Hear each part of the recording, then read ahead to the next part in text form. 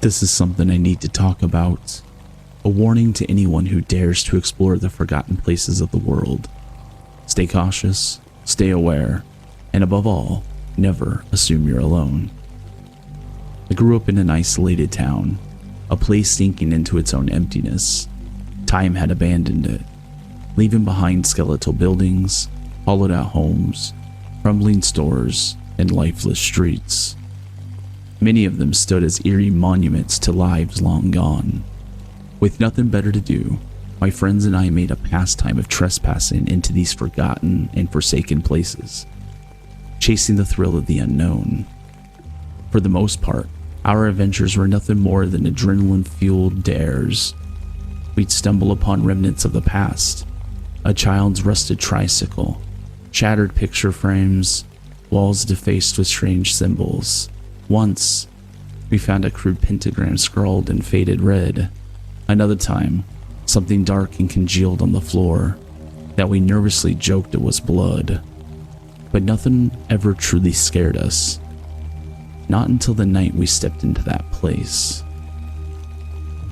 It was an old facility, half daycare, half mental hospital, a bizarre combination. Yet it stood for decades before finally shutting down. Lack of patience, lack of children, just an empty shell rotting away in the silence. We returned there one cold evening, the air thick with mist and the sky bruised with the promise of rain. The gate was padlocked, rusted from years of exposure, but we weren't deterred. One by one, we hoisted ourselves over, our laughter echoing in the empty lot. Our flashlights cut through the thickening fog, beams bouncing off the skeletal remains of a playground, rusted swings creaking in the wind. A toppled slide lay forgotten in the dirt. The world beyond the fence seemed to vanish, leaving only this decaying ruin and us. Inside the daycare was a time capsule of neglect. The floor was littered with wood chips from splintered furniture, dismembered dolls with hollow eyes, and forgotten toys coated in dust. We moved through the silence, our earlier excitement fading. The further we ventured, the heavier the air became, pressing against our chests like unseen hands. That's when we heard it. A loud crash deep within the building, beyond a rusted metal door that led to the psych ward. We all froze, our breath hitching in unison. A friend muttered something about checking it out, and despite the unease clawing at my stomach, I knew there was no point in arguing. The door resisted, groaning in protest as we forced it open. The air inside was different, thicker, rancid, a suffocating mix of rust, mildew, and something else, something rotten. Our flashlights revealed a narrow hallway lined with heavy steel doors, some ajar, revealing padded cells swallowed by darkness. We crept forward, footsteps muffled by layers of dust. Then, the friend leading us jerked his flashlight toward an open room and flinched. "What?" I whispered, though I wasn't sure I wanted the answer. I thought I saw someone. We exchanged uneasy glances, then pushed on, deeper into the guts of the asylum. The hallway seemed to stretch endlessly, each shadow shifting, watching. That feeling, that terrible, oppressive sensation of being observed, settled into my bones. Then came the sound. Light, hurried footsteps, tapping against the floor ahead of us. We stopped. The footsteps stopped. We took a step forward. The footsteps resumed, a fraction of a second later, mimicking our movements. Something was there. We pressed on, barely breathing until we reached a room at the far end of the hall. The stench was overwhelming, thick, putrid, the unmistakable scent of decay. My flashlight trembled as I lifted it. A deer lay sprawled across the floor, its stomach tore open, entrails spilling onto the concrete like glistening worms.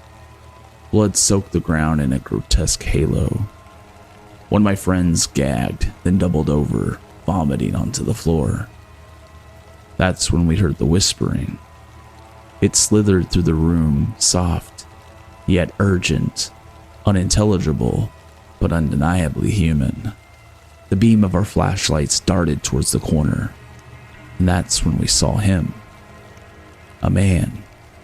He stood motionless, head bowed, body swaying slightly as if in conversation with something unseen.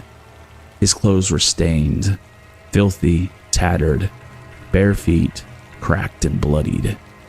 His breath itched and stuttered in odd patterns. Then he moved. His head lifted with a sickening slowness, revealing a grin stretched too wide, teeth gleaming unnaturally in the dim light. His eyes, sunken and hollow, locked on to us. "You guys here for the feast?" The words dripped from his lips, each one twisted with a different inflection. Mocking, sing-song, ravenous. That was it. That was the moment the terror shattered whatever bravado we had left. We ran. We didn't scream, couldn't. The fear stole our breath from our lungs as we sprinted back the way we came. The heavy door loomed ahead, still open, beckoning us to escape. We reached it and threw our weight against it, but rust and time fought back. It took all of us pulling, straining, until finally it slammed shut. For a moment we stood there, gasping, trembling, staring at one another, confirming that yes, we all had seen the same thing. Then came the tapping, soft, deliberate, from the other side of the door. That was the final push. We bolted, scaling the fence without hesitation, sprinting through the fog-drenched night until we were home. A year later, authorities conducted a routine sweep of the area. They found him. A former patient.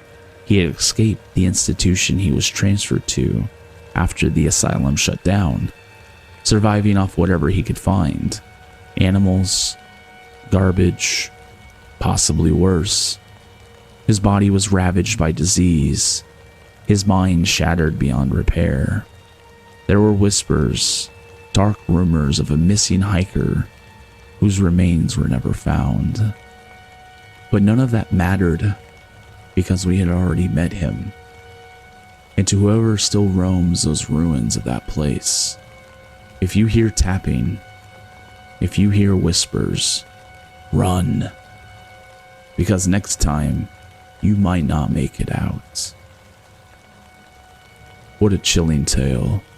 I hope you all enjoyed the story today. If you've ever had a similar experience, feel free to share it in the comment section down below. I'd love to hear it. If you're a fan of all things horror, be sure to subscribe so you never miss a video. And if you enjoyed this one, leaving a like helps the algorithm know you want more spine-tingling content. Until next time, stay safe and keep your eyes open. You never know what might be lurking just out of sight.